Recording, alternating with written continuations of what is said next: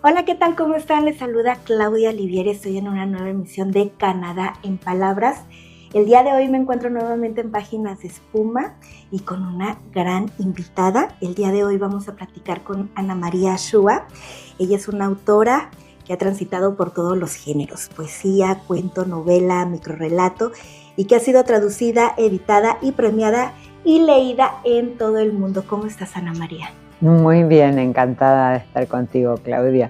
Muy contenta de conocerte en persona. Te platicaba fuera del aire, pues que he seguido, ¿no? El trabajo que has hecho. Y bueno, ahora el tenerte el día de hoy aquí, súper emocionada, como fan, ¿eh? El día de hoy. Y vamos a platicar acerca de este nuevo material que se llama El Cuerpo Roto. De todas maneras se los voy a poner en pantalla. Un libro con 13 relatos, un libro que te deja pensando, que te deja con el cuerpo así de, ay, si no has pasado por esto, ¿qué va a pasar cuando estés transitando por todas estas historias que tú nos relatas en este material? Y yo quiero empezar con algo que me gustó muchísimo, que aparece al final del primer relato. Y aquí estoy, tantos años y tantos libros después, un verdadero canto a la vida. ¿Qué significado tiene para ti esta frase con este nuevo libro? Esta frase está conectada con la primera parte de ese cuento, que se llama Un canto a la vida, porque en la primera parte un canto a la vida tiene un sentido irónico. Cuando en una película se habla de que esto es un canto a la vida, uno ya sabe que va a aparecer un enfermo terminal o un parapléjico o alguien a quien le pasa alguna cosa espantosa, y eso es lo que Hollywood llama un canto a la vida. Pero esa ironía, cuando el cuento termina, se vuelve realidad y es de verdad un canto a la vida, porque aquí estoy. Y es un cuento muy autobiográfico que cuenta una historia de mi cáncer, de una metástasis terrible que yo tuve en el 2001. Y bueno, pasaron muchos libros, pasaron muchos años y aquí estoy, y es un canto a la vida. Y ahí te tenemos aquí, que eso es lo importante. Y yo tengo la esperanza de que todo el libro, a pesar de que el tema son las enfermedades y el dolor y la pena de los que rodean al enfermo y demás, yo tengo la esperanza de que a pesar de todo se lea así, como un canto a la vida. Y es difícil escribir acerca de uno mismo cuando ha pasado por situaciones complicadas, como volver a escarbar nuevamente en ese pasado, en ese dolor. ¿Sientes algo cuando lo haces, o bueno, en este caso cuando lo hiciste? A mí me resulta en cierto modo curativo, porque me permite como tomar distancia, ¿no? Porque cuando uno escribe un cuento, no lo escribe para uno mismo, lo escribe para ser leído. Y entonces en esa necesidad de que, además de uno estar expresando las cosas que siente, esté cuidando al lector y esté preocupándose por las cuestiones estéticas y que el cuento sea un cuento bello, creo que todos esos elementos hacen que uno pueda tomar distancia de lo más angustioso de la historia. Claro, que hablas acerca de una persona que quedó viuda y bueno, lo que pasa, ¿no? Todo lo que tiene que transitar.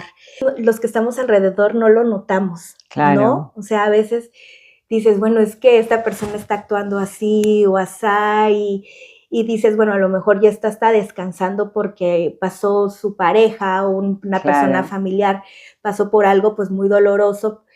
Y me gustó esa parte porque es como una visión diferente de ver esta parte del duelo, cómo lo lleva cada persona. Claro, este es un hombre que ha perdido a su pareja y que tiene un trozo de hielo en su alma que no puede descongelar. Está sufriendo un duelo congelado, un duelo terrible, porque no lo puede manifestar, no lo puede expresar, no lo puede sentir. Ha heredado de su mujer, a la que ha perdido, ha heredado una gata, la gata Condesa. Y a través de la relación con esta gata y a través de una asistenta paraguaya que aparece hacia el final del cuento y que es una mujer muy pobre, muy humilde, pero a su manera muy sabia, claro. Él encuentra la manera de descongelar esa angustia y puede llorar, por primera vez puede llorar a su mujer y empieza realmente el proceso de curación. Ayer te preguntaban esta parte de qué te había costado trabajo hacer o realizar de este cuento, y yo me quedaba pensando, pero decías, bueno, no es que me haya costado trabajo, ¿no? Pero es uno de los cuentos que me conmovió tanto, no te podría explicar, sobre todo al final, que no les quiero spoilear de qué trata el cuento, sobre todo al final, ese sentimiento y esa sensación que tú te metes en el papel del protagonista de este relato, y hasta se me hizo así la piel chinita, te lo juro que se me hizo la piel chinita, porque nunca nos hemos puesto a pensar, a lo mejor cuando pierdes algo, incluso a lo mejor no es una muerte, ¿no? A lo mejor te separaste, claro. A lo mejor cambiaste, en mi caso, ¿no? Ahorita estoy migrando aquí estoy recién llegando aquí a Madrid, todo ese tipo de cambios. Yo creo que por eso me tocó tanto porque quiera que no, son duelos, ¿no? Claro que sí, claro que son. Sí, sí, sí. Emigrar es un duelo. Claro. Claro, sí, sí.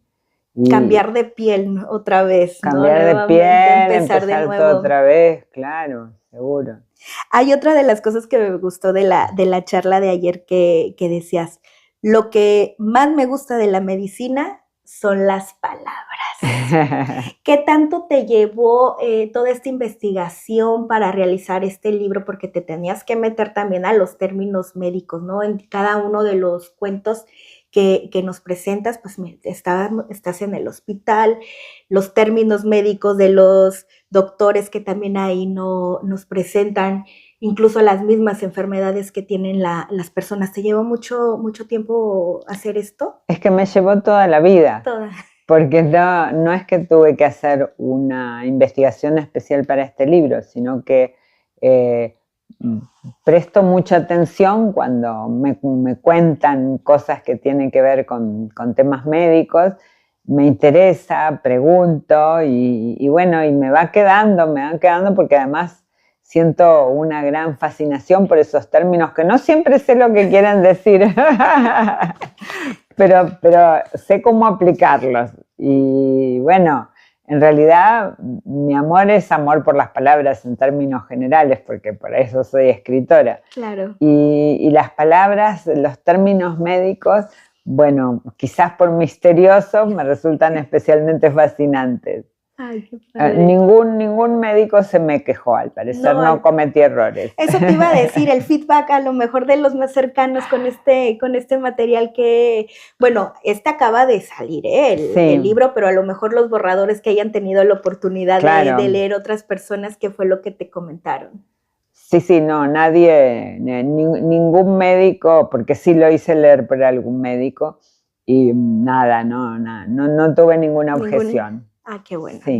Ningún inconveniente. Claro. Y esta parte del humor y el sarcasmo que utilizas también, Ana María, esa parte me gustó mucho porque puedes estar ahí metida, pero siempre como que hay un puntito en el que te saca y dices, mira, también el dolor tampoco tiene que ser que te caigas al suelo, sino también tener otro tipo de visión con esto. Es que es así porque somos humanos y entonces aún en medio de los dolores más terribles podemos sentir algún tipo de placer, algún tipo de goce y un momento de risa y una sonrisa y hasta una carcajada, aún en los peores y más angustiosos momentos.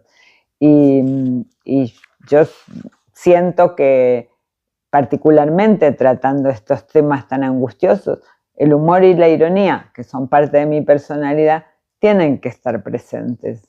Y eso te lo agradezco. Lo agradezco muchísimo porque sí son relatos. Tengo que, dice el eslogan que maneja Páginas de Espuma, ¿no? No es apto para hipocondríacos, pero yo creo que aunque seas hipocondríaco, sí es necesario leer y ver, ¿no? Yo creo que son situaciones que pues vamos a ir pasando, no Sí. a lo largo de la vida, sino es que ya hay personas que están pasando por todo Seguramente, Gracias. porque bueno, la enfermedad es una aventura de la que nadie está exento, ¿no? En algún momento Claro. nos va a tocar. Y también Sí. esta figura del cuidador tan importante también, Fundamental. ¿no? ¿Qué pasa con ellos? Se les vanagloria cuando dices, bueno, es que estoy cuidando a una persona enferma, mi mamá, mi papá, mi marido, mis hijos, pero cuando el cuidador también se cansa. Claro, es que tiene derecho. Sí. El cuidador hay momentos en que se agota. Y bueno, y por lo general no hay nadie que cuide al cuidador. Y el cuidador es un elemento fundamental en la historia de una enfermedad porque, bueno, es de quien el enfermo depende absolutamente. Claro. Y tiene derecho también a compartir esa responsabilidad tan dura.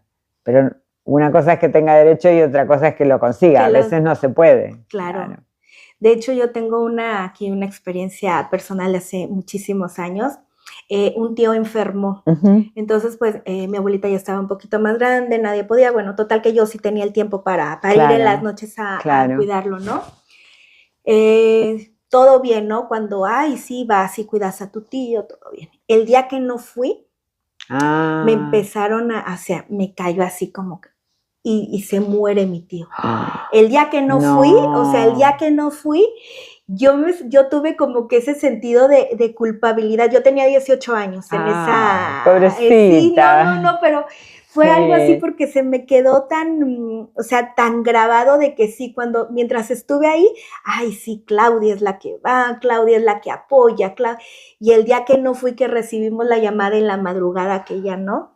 Tremendo. Sí, fue tremendo. Bueno, yo veía alrededor los sentimientos que se podían mover, ¿no? Con las personas. Por eso me llamó muchísimo la atención esta figura que aparece en este material, porque no es fácil.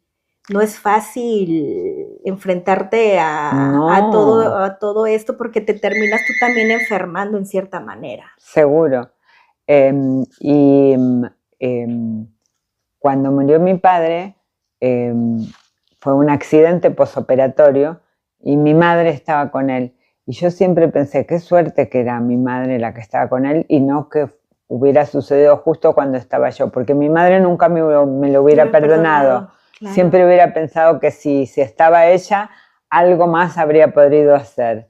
Claro. Y bueno, y no haber tenido que cargar con esa responsabilidad, bueno, fue importante para mí. Sí, claro, sí, no, porque si no, imagínate, ¿no? ¿Cómo quedas tú, ¿no? Anímicamente.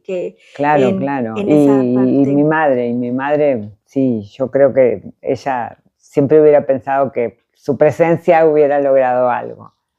Así que bueno, dentro de la desgracia terrible que fue la muerte de mi padre, es mejor que hubiera sido así, ¿no? Con mi madre presente. Sí.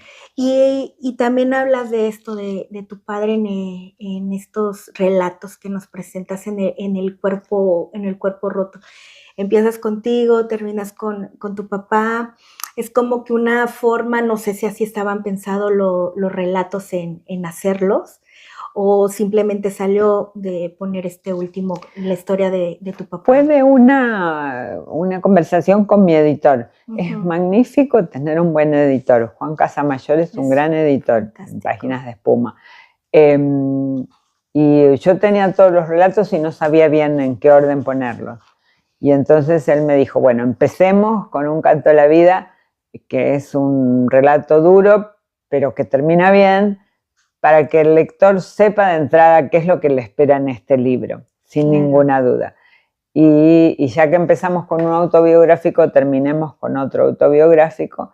Y en el medio, el orden que le dimos fue los pacientes, los médicos y los cuidadores. Perfecto, sí. Quedó muy bien. Bueno, me alegro. La verdad es que sí. La historia de todo este punto medular te lleva contigo y luego con cada uno de los relatos, creo que quedó espectacular. Y Ana María, también vivimos una nueva literatura del cuerpo después de la pandemia. Claro, por supuesto. Después del COVID. Claro. En tu caso, ¿cómo te trastocó? ¿Cambias en tu vida? En lo personal, nosotros no lo sufrimos porque, bueno, quedamos encerrados. Bueno, no sé si sabes, pero en Argentina hubo una muy, muy larga cuarentena. Sí. Pero cuando uno se lleva bien con su pareja, bueno, estar encerrados en la casa no es una cosa tan grave. Pero cuando no. Claro, cuando no puede llegar a ser terrible. De hecho fue como dicen, ¿no? Las estadísticas que fue cuando más divorcios y separaciones hubo de la pareja. Claro, claro que sí. Y bueno, me dediqué a cocinar, que es algo que me gusta mucho. Y me da vergüenza porque, bueno, hay tanta gente que lo sufrió de una manera terrible y tanta gente muerta por el COVID y todo, pero nosotros la pasamos bastante bien con el COVID. Sí. Y nos encontrábamos después de unos días, después de un mes, nos encontrábamos con mis hijas y mis nietas en la calle. Claro. Y bueno, había que caminar, había que circular, no nos permitían en ese momento sentarnos en una plaza o en un banco en la calle, ¿no? Había que estar circulando. Era todo en una situación tan extraña. Y hoy, cuando uno piensa hacia atrás, cuando pasó algo, dice, bueno, antes o después de la pandemia, ¿no? Porque esos fueron como 2 años que perdimos en nuestras vidas, una especie de agujero de 2 años. Es como te decía, antes de Cristo, después de Cristo, no, ahora es antes de la pandemia y después de la pandemia, porque muchas cosas cambiaron en el mundo, ¿no? Sí, sí, y si bien no hay un cuento de la pandemia, pero hay un cuento en el que hay una situación en que un hombre tiene un ictus y su mujer está con él, pero cuando lo internan no la dejan que entre con él, ella se tiene que quedar afuera porque, bueno, es la situación de la pandemia y el único lugar donde le permiten estar es en la sala de espera. Y bueno, y entonces ya lo que sigue es un diálogo telefónico. Sí. Y bueno, con toda digamos, a la angustia de la enfermedad en sí se le suma la angustia de la pandemia. Totalmente. Sí, totalmente. y además eso de ver a los médicos con la cara tapada y solo se podía ver su mirada, ¿no? Era una cosa tremenda. Sí, y yo creo que fueron momentos de miedo porque al principio pues iban las personas mayores, eran las que más estaban sufriendo en ese aspecto en todas partes del mundo. En el mundo, ¿no? Claro. Yo creo que fue una población que pues lamentablemente pues se nos fue. Pero bueno, hoy en día creo que hemos aprendido también a cuidarnos un poquito más, esperemos. Yo me acuerdo que me agarró la pandemia, cuando empezaron a cerrar los aeropuertos, yo andaba en Cancún visitando a mi mamá, porque ahí vive. Entonces no podías hacer muchas cosas, los vuelos ya eran menos. Bueno, el mar, te lo juro, Ana María, se veía clarito, o sea, Cancún sí, pero hoy en día la población hemos hecho cosas para que ya no se vea así tan hermosa la playa, ¿no? Del Mar Caribe. Pero me acuerdo, no había gente, todo limpio, no había, o sea, hasta el cielo se veía de manera diferente porque todos estábamos encerrados, ¿no? A veces el mismo mal de la humanidad somos nosotros mismos. Tal cual, estaba todo impecable, ¿no? Y empezaban a venir además los animales silvestres. Exactamente. Sí, increíble. Sí, fue una época mala, pero a la vez decías, mira, la naturaleza está recuperando su terreno también, ¿no? Sí, aprendimos mucho. Bastante. Lamentablemente, a veces es mejor no aprender nada. Desaprender, ¿verdad? De estos 13 cuentos, ¿cuál es tu favorito? No sé, quizás Amim o la caída. La caída. Sí, sí, Amim es el amante imaginario, eso es Amim. Sí, Sí, es una broma que se hacen entre sí los hijos cuando su madre con Alzheimer empieza a mencionar a alguien del quien ellos jamás habían escuchado hablar, y que bueno, parece haber sido un amante de su madre, y entonces un psicólogo, para tranquilizarlos, muy a la Argentina, ¿no? Porque allí uno va al psicólogo ante cualquier eventualidad. Está dentro de la canasta básica, ¿no? Absolutamente, absolutamente.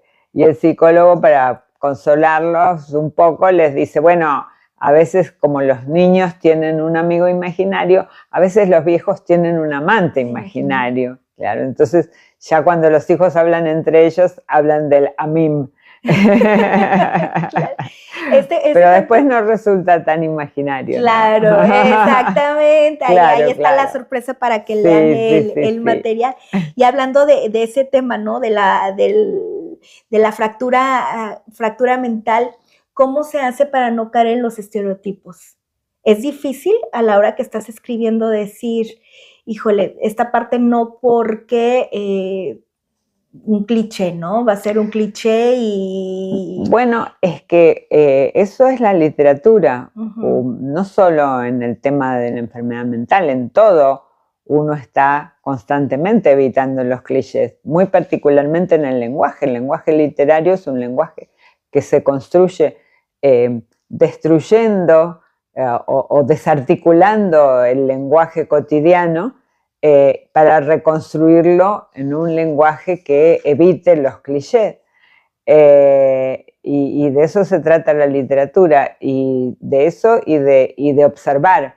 Y cuando uno observa la realidad, bueno, los clichés desaparecen, porque además la realidad siempre es distinta y siempre es particular en cada caso.